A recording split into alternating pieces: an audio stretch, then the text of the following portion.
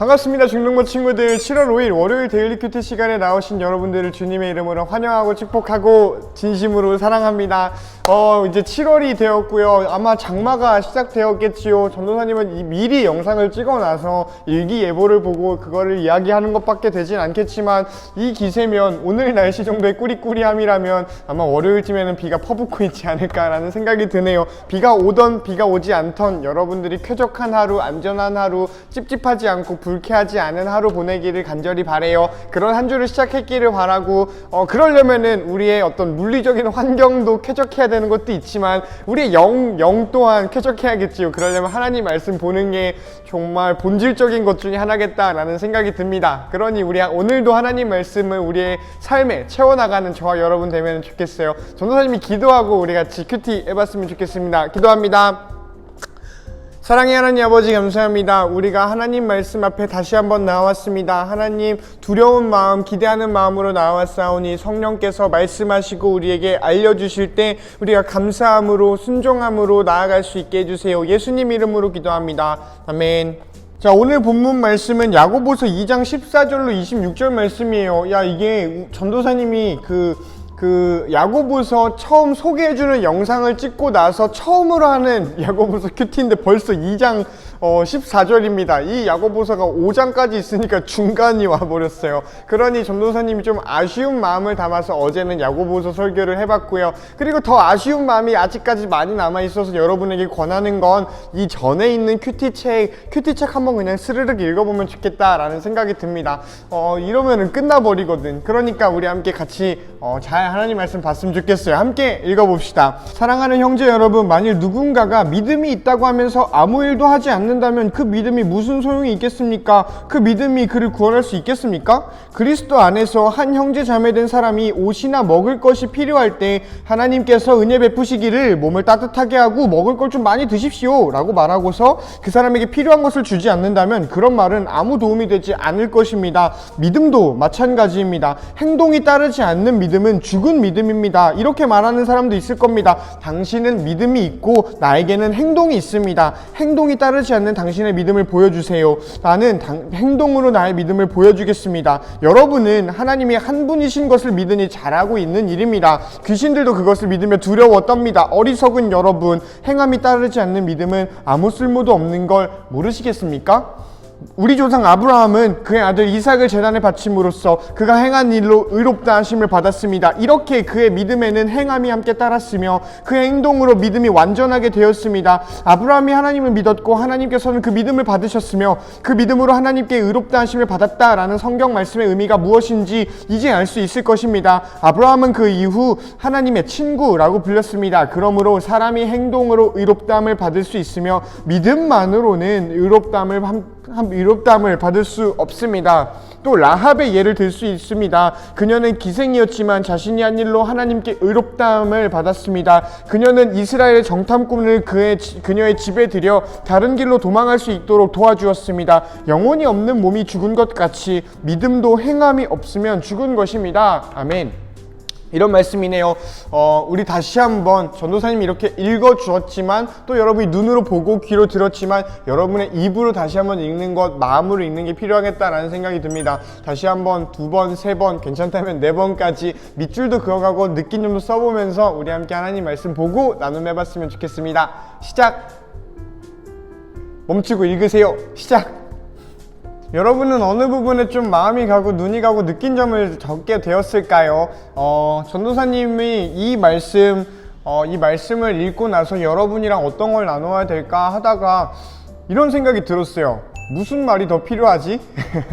무슨 말을 전도사님이 여기서 더 해설을 하고 전도사님의 느낀 점을 이야기를 할까?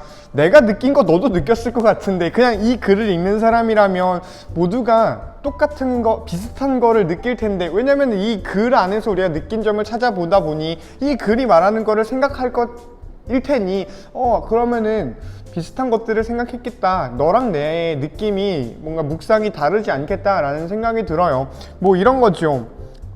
그러다 보니 특별한 우리들의 차이점에 묵상의 차이점이 있을 것 같진 않지만 그래도 전도사님이 눈이 간 그런 구절들을 같이 한번 읽어보면서 나눔보다는 오늘 읽어보면 좋겠어요.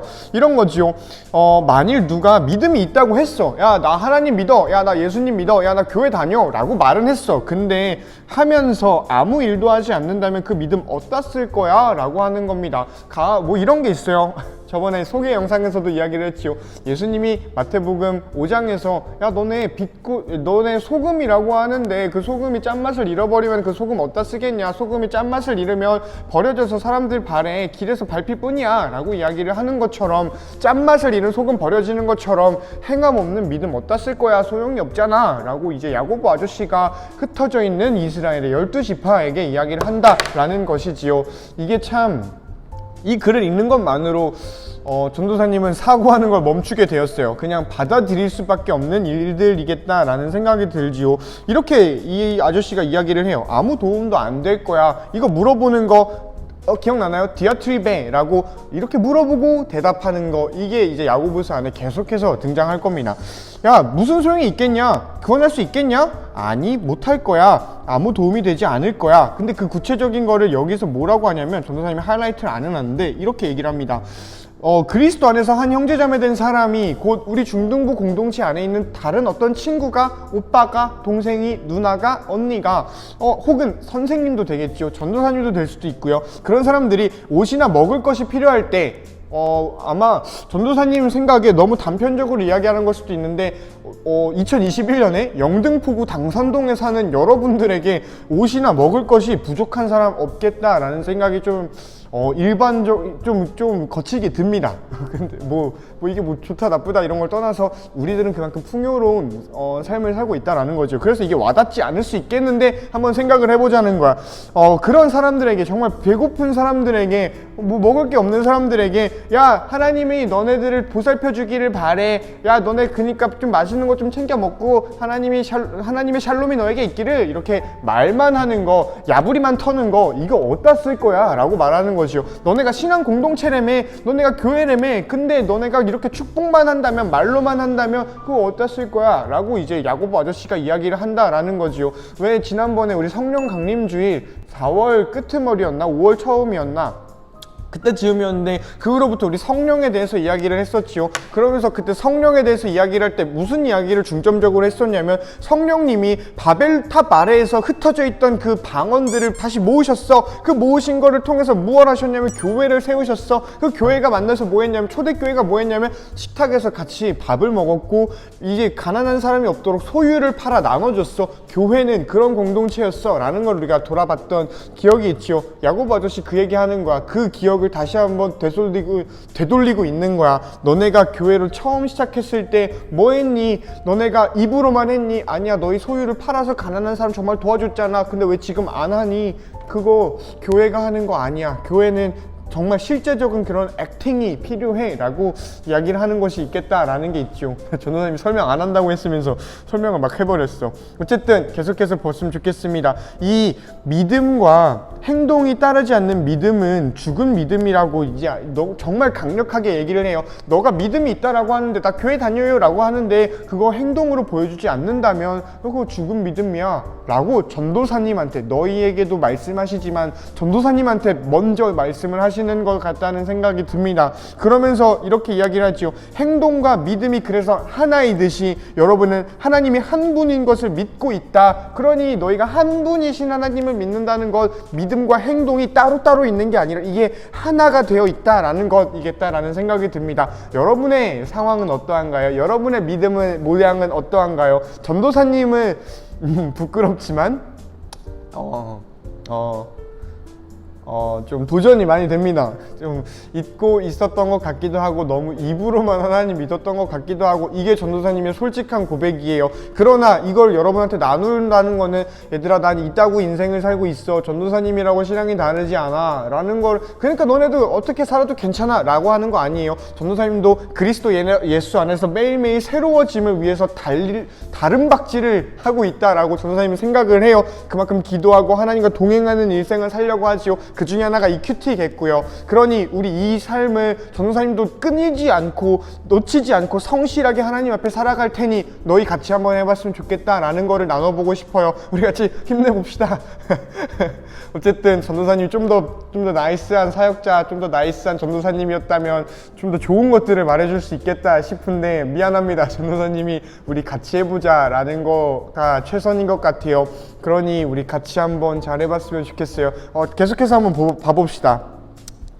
그러면서 이제 이 야고보 아저씨가 이 믿음의 행함과 믿음의 예시를 들어주는 게 아브라함 아저씨랑 라합 아줌마를 얘기를 해줘요. 아브라함 우리 잘 알고 있지요. 그러니까 좀 제껴놓고 이 라합 아줌마, 근데 이 아줌마도 우리가 익숙한 이름이에요.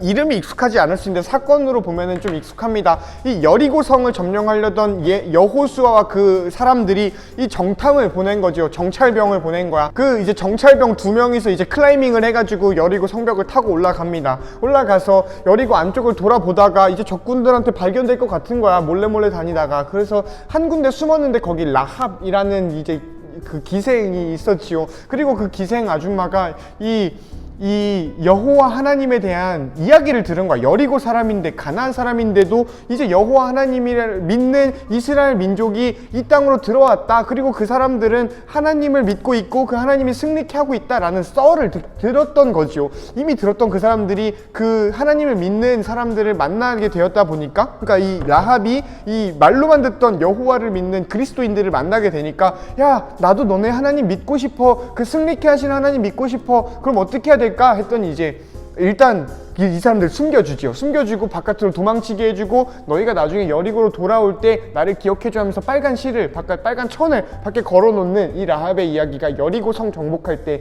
나옵니다. 이 여리고에서 라합이 믿음으로만, 그냥 말로만 야, 너네들의 하나님이 승리하게 할 거야 라고 해주지 않았고요. 이 사람들을 직접 숨겨주고 보내줬다, 이런 행동을 했다라는 것을 이 야고보 아저씨가 기억하고 우리들에게 이야기를 해주죠.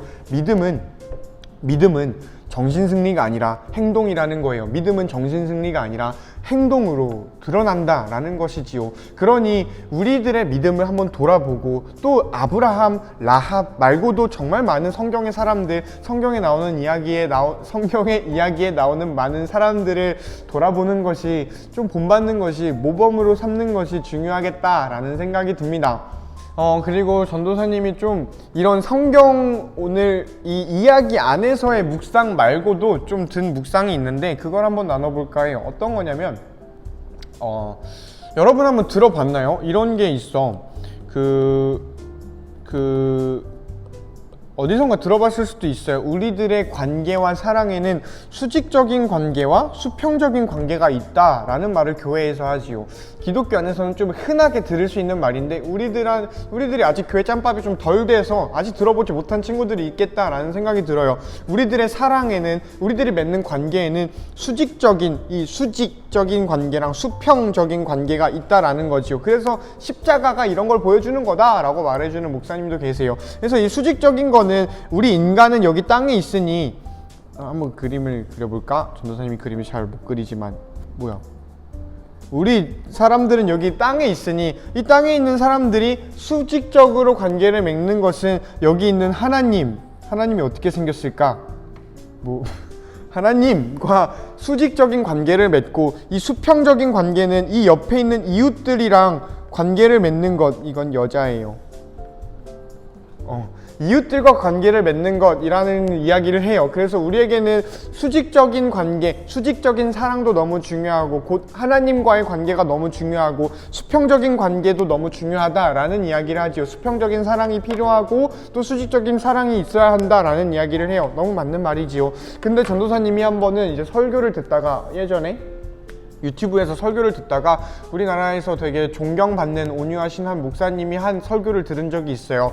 그 목사님이 무슨 이야기를 했냐면, 되게 멋있었어. 뭐라고 했냐면, 성도 여러분, 설교 때 성도 여러분, 저는 좀 부족합니다. 되게 잘못을 범한 것이 있습니다 라고 하면서 자기 약한 점을 인정하더라고요. 약한 점을 이야기를 사람들 앞에서 고백을 하는 거였어요. 고백을 어떻게 했냐면, 제가 수직적인 하나님과의 관계는 참 잘 되는데, 하나님 사랑하는 건 참 잘 되는데, 하나님 말씀 보는 건 참 잘 되는데, 이 수평적인 관계가 좀 안 됩니다 여러분, 이렇게 고백을 하던 거였어요. 그러니까 좀 정리해보면 이런 거죠.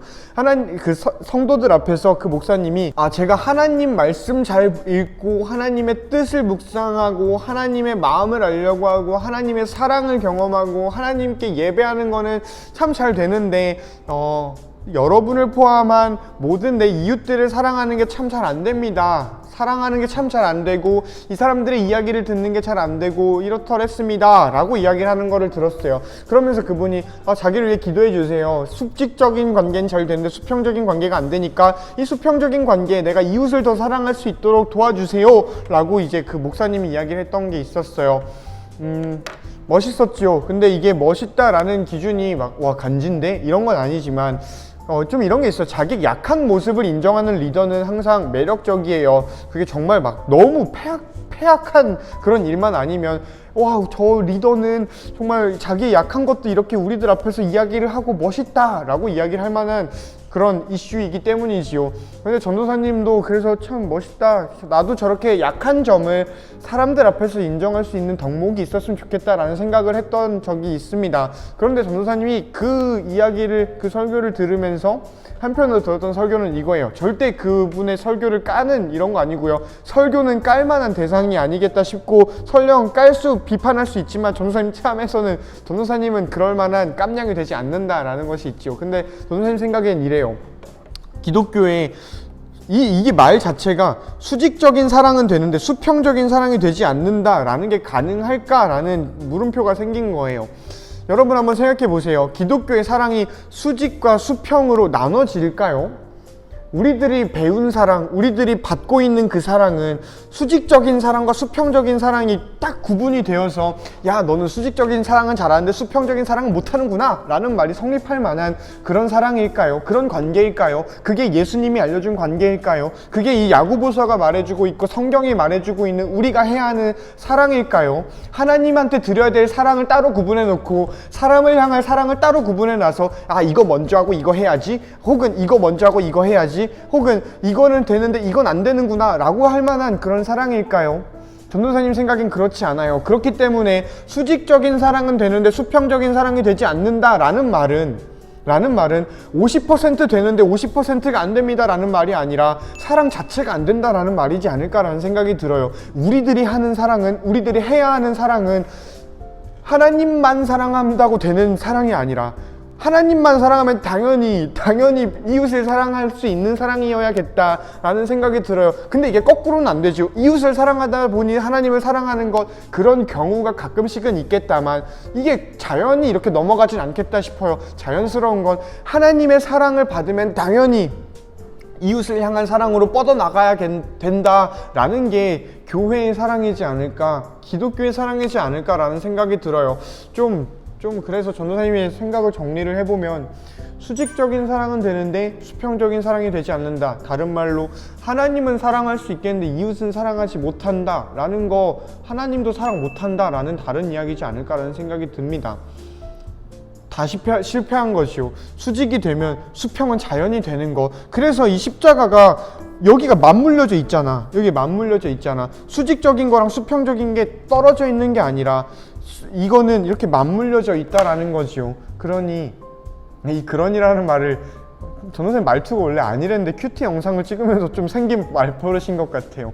어쨌든 그러니 우리가 온전한 사랑을 좀 회복했으면 좋겠어요. 수직과 수평을 구분하는 것 말고 정말 온전한 사랑을 좀 우리가 회복하는, 그러려면 믿음과 행함이 합쳐져야 된다라는 게 이 야고보 아저씨의 가르침을 우리가 기억할 필요가 있지 않을까라는 생각이 전도사님한테는 좀 듭니다. 어쨌든 전도사님의 묵상은 그러했어요. 행함 없는 믿음은 죽은 믿음입니다 라고 이야기를 해주는 야고보 아저씨의 이야기를 들으면서 우리들의 믿음 또한 한번 돌아봐야겠다 싶고요. 나의 행함은 어떠했는가 이것도 한번 돌아봐야겠다. 돌아보지 않으면 안 된다. 그러니 우리 행함을 가져야 한다. 비단 예배 출석, 큐티 영상 시청 이런 것도 있지만 우리 삶에서 하나님의 사랑을 드러내는 것, 우리 삶에서 하나님의 나라를 살아가는 것, 그러기 위해서 정의롭고 사랑을 전하는 삶, 사랑하는 삶, 또 사랑받는 너희가 되기를, 내가 되기를 바라는 큐티 묵상이 있었어요. 여러분은 어땠는지 모르겠네요. 전도사님의 일방적인 나눔이었는데 이거를 흡수할 필요 없고요. 여러분이 들어보면서 괜찮다 싶으면 그냥 끄덕끄덕 해주시고, 정말 베스트는 여러분 스스로의 묵상을 한번 찾아보는 것이겠다 싶어요. 그러니 여러분들의 묵상과 큐티에도 큐티가 그냥 좀 즐거운 시간 됐으면 좋겠습니다. 그렇게 좋은 하루, 좋은 월요일 보내기를 바래요. 안녕.